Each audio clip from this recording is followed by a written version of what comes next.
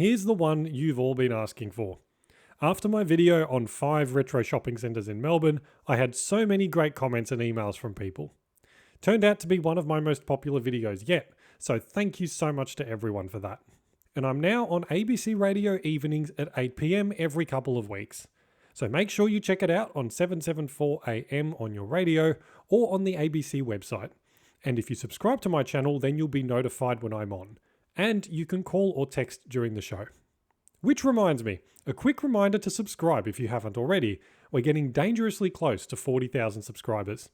And if you haven't seen the first video on retro shopping centres, I've put a link up here in the top right hand corner. So here we are by popular demand with a second part to this topic, featuring many of the centres that you all suggested to find another 5 retro shopping centres frozen in time. To kick off, let's start with Vermont South Shopping Centre. Located at the very end of the Route 75 tram on the Burwood Highway in the eastern suburbs of Melbourne, it's a relatively small but iconic centre.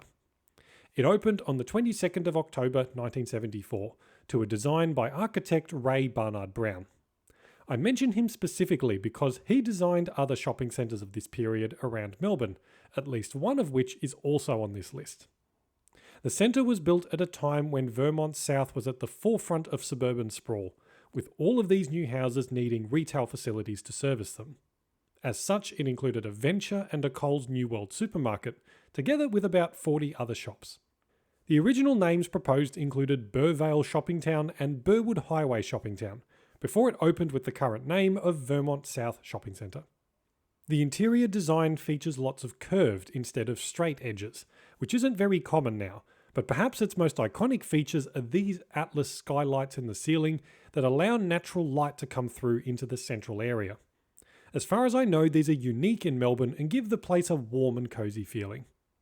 I especially love the Apple logo on the sign out the front, which I remember seeing back when I was a kid. They have updated some signs, but I'm glad to see that the centre management have kept the apple in the new ones. The main centre is separated from the surrounding area by 2 huge surface car parks, which have remained more or less unchanged since it opened. There is also a separate small brick building in the southeast corner that houses a couple of other shops and offices, including this fish and chip shop with some wonderfully retro signs on the front. This building was completed in 1990, replacing a Mobile petrol station. There is also another small group of shops completely separate to the centre that was built right next door on Livingston Road in 1996, presumably trying to compete with the shops here. To be completely honest, I have to say that I was a little bit disappointed by the next one on this list, Bulleen Plaza. Despite many comments insisting that I had to visit, it's either been renovated recently or the other places have just raised my expectations too high. The plaza was originally called Bulleen Village, opening in September 1969. Similar to Vermont South, it also had a Venture store and Coles New World supermarket, with around 40 other shops. While the Venture closed down pretty soon after opening, the Coles remains here to this day, and in its original location. The centre seems to have changed a lot, and very little of its original design is visible. The exposed brick on the west side and some of the older shops, like this deli, seem to be pretty much all that's left. There is also this interesting central ramp with some display cases on the east side that reminds me a bit of the old Doncaster shopping town ramps before that was also renovated. It remains a popular gathering place for many locals, including older Greeks and Italians, many of whom have been coming here for many, many years. On an unrelated note, I do like the Ersatz American Diner design of the Krispy Kreme donut shop out on Bulleen Road. It definitely brings something a bit different to the area. Derided as the Square of Despair, Union Square Shopping Centre in Brunswick West certainly seems to divide opinions. Although I can't find an exact date to confirm, it seems to have opened in May 1980. It had a half-case supermarket and shoppers fair, as well as several other shops including a deli, bakery and news agency. This centre was built on the site of the factory that made Tarax, an Australian soft drink that is still around today but now owned by Schweppes. You can actually still see part of the old factory building to the south on Union Street. Even though it's had this awful paint job and doesn't seem to be very loved, you can see the architectural detailing around what I assume was the main entrance to the factory offices. Inside it does feel a bit dingy and worn out, but to be completely honest, it's nowhere near as bad as some people made out. Inside, it's not a very big building. It only has 8 shops. There's a greengrocer, bakery, $2 shop, tobacconist, cafe and chemist, plus a Coles and Liquorland. There's also a separate, small group of shops facing the front car park. The centre was actually pretty busy when I was there. There were people walking or standing everywhere, and plenty of cars driving through the car park to ruin my camera shots. Most shoppers seem to be heading for the Coles supermarket, but the greengrocer and cafe also seem to be doing a decent trade, and the pie shop had almost completely run out of its stock for the day. So it doesn't seem dead by any means. The floor tiles, exposed ventilation pipes inside, and the wonderful font of the signs around the building exterior are all iconic and certainly makes this place quite a retro little shopping centre. Now onto what was the most popular suggestion in my last video, Gladstone Park Shopping Centre. And boy oh boy did you all send me to the right place. Behind the Paramount Centre, I think this is the largest one that I went to. Emphatically pronounced Gladstone and not Gladstone for any Americans watching, it's located on Gladstone Park Drive near the Tullamarine Freeway in the suburb of the same name. The centre opened in stages, with the first finished in 1970. It was built as part of the wider Gladstone Park estate, with the shopping centre occupying a 15-hectare site. The estate also included a civic precinct, parks and a lot of residential development. It was severely hit by strong thunderstorms on the 15th of November 1983 that actually caused the ceiling to collapse and the corridors to flood. It was also involved in some of Melbourne's underworld activities. According to various books written on the subject, including Dirty Dozen 4 by Paul Anderson, the shopping centre was the scene of many drug deals. Folklore says that it was the last shopping centre in Victoria to ban indoor smoking, but I haven't found any definitive proof. Maybe this was more in practice rather than anything official. Now, when I visited this place to make the video, I didn't really know what to expect. The centre was busy, especially for a weekday morning. And funnily enough, the first thing that I saw was this extremely retro truck for dimmies and forges parked around the side. It's a very large centre and quite easy to get disoriented. Most of the tenancies seemed used and open, which is great to see. I especially liked these yellow and burgundy round seats in the middle of the corridors, the cream, blue and black floor tiles, and the independent shops selling everything from furniture to olive oil. There's a huge variety here and kind of feels more like a market than a shopping centre in some places, with lots of small specialty stores and a busy but friendly atmosphere. Up this very long switchback ramp is the rooftop car park, with some offices and a few more commercial tenancies. But if you're a plunzel like me, then you can get a decent view of aircraft around Melbourne Airport and across Tullamarine from here. Plus, it has this iconic old sign wrapped around a mobile tower in an unevenly spaced hexagon shape. This was a terrific centre and certainly worth the trip. Finally, we come to what I think has turned out to be my absolute favourite, which is saying something in the face of some stiff competition.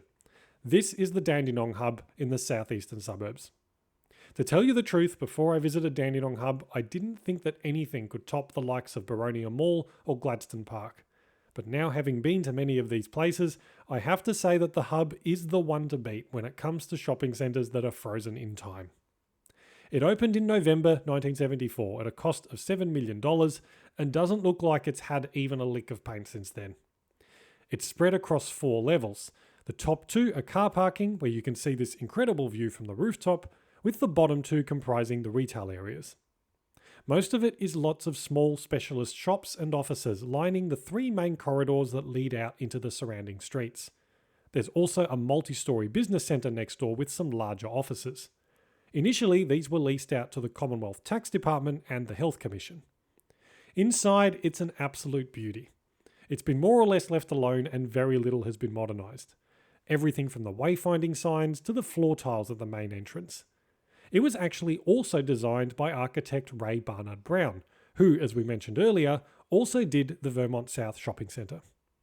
When it opened, it initially included a range of shops, including a Yamaha music centre and brushes. Many of the shops today are little Afghan, Vietnamese, South Asian and African clothing and rug shops, showcasing traditional clothes and woven rugs for sale. But perhaps the best part of all this is the food court. It is completely abandoned, at least when I was there. Not a single shop was occupied or open, which made the signs saying that you could only sit there if you'd purchased food or drink from the premises a little bit silly.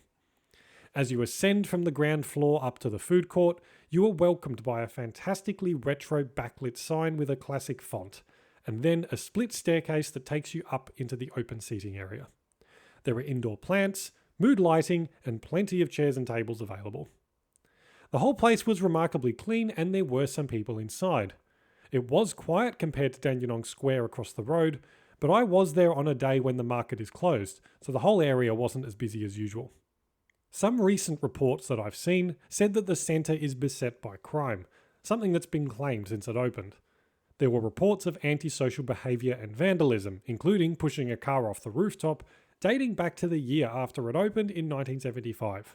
But honestly, when I visited, it was completely fine, although this was just one time. And since we're in Dandenong, I couldn't finish this video without giving honourable mentions to two others nearby. While they're technically arcades and not shopping centres, they are absolutely fantastic and worth a visit. The first is the Dandenong Arcade, just a few doors down from the hub. It feels a bit more dingy and disused than the hub, with many of the shops along its single corridor from Bulleen Plaza to Lonsdale Street sitting empty. This all isn't helped by the flickering lights and decidedly unpleasant smells coming from some of the corners. The good news is that at the east end there is a bakery that famously sells kiwi steak and cheese pies. If you're following along on this pilgrimage, it's a great place to stop, and the pies definitely live up to their reputation. And no, nobody paid or asked me to say this. The second is Vanity Court Arcade, which is also nearby between Lonsdale Street and Thomas Street. This one is split across 3 levels, with the top one hidden away but absolutely worth the climb up the stairs. One section in particular is a group of tiny offices with this wood panelling and old carpet. One office here in particular has what I assume is an original sign from when the arcade opened, and definitely evokes a sense of a bygone era. Thank you again to everyone who suggested these and the many other nominations that I didn't get to. Again, I know there are others around Melbourne that I haven't covered in either of these videos. These are just the ones that I've talked about. Some of the centres suggested also didn't quite fit the definition of retro because they'd been renovated or refurbished in some way. Others weren't located in Melbourne at all, so maybe we need a third video on these ones. Again, if you haven't already, please subscribe to the channel. It really helps and you get notified directly whenever I release a new video, as well as any other channel updates. Finally, similar to my last video, I have uploaded some longer walkthroughs of these centres, which you can see linked in the description below. As always, thank you so much for watching, and I'll see you next time.